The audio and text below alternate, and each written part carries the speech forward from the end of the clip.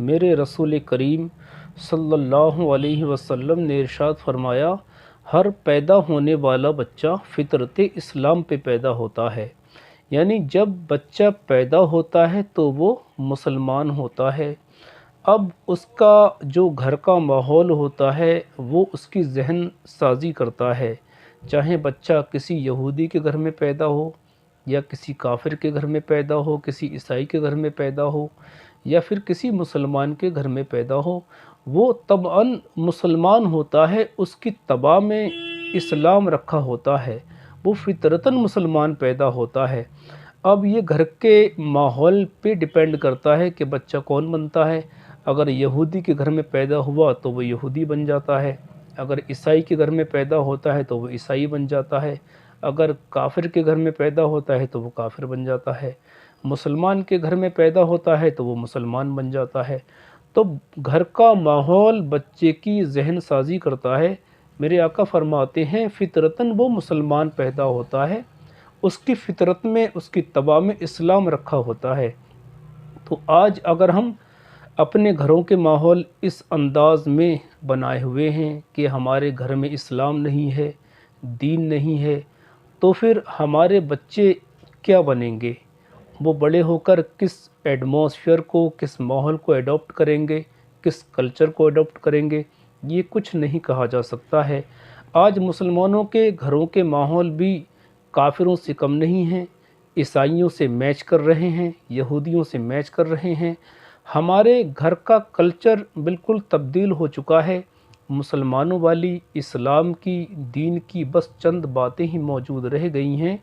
اگر ہمارے یہاں کوئی انتقال ہوتا ہے تو ہم جانے جاتے ہیں کہ ہم مسلمان ہیں، ہمیں دیکھ کر یہ لگتا ہے کہ ہم مسلمان ہیں، اسلام کے ماننے والے ہیں۔ لیکن اگر ہمارے یہاں کوئی شادی ہوتی ہے، کوئی خوشی کا تہوار ہوتا ہے، کوئی خوشی کا پروگرام ہوتا ہے، ہمارے بچے کا عقیقہ ہی کیوں نہ ہو، ہمارے یہاں منگنی سگائی کیوں نہ ہو، شادیاں کیوں نہ ہوں، تو ہماری شادیوں کو دیکھ کر یہ اندازہ نہیں لگتا ہے کہ یہ مسلمان ہیں اور یہ مسلمانوں کے یہاں شادی ہو رہی ہے۔ ایسے حالات اور ایسے پہناوے پہنے جاتے ہیں، سروں پہ دوپٹہ نہیں ہوتا ہے، مرد کوئی بھی اس وضاقت میں نہیں ہوتا ہے کہ اس کو پہچانا جائے کہ یہ مسلمان ہیں۔ تو یہ اس بات کا ثبوت ہے کہ ہم نے خوشی کے موقع پر ہم نے اسلام کو گھر سے نکال دیا ہے، اور خوشی کے موقع پر ہم اسلام کو بھول چکے ہیں۔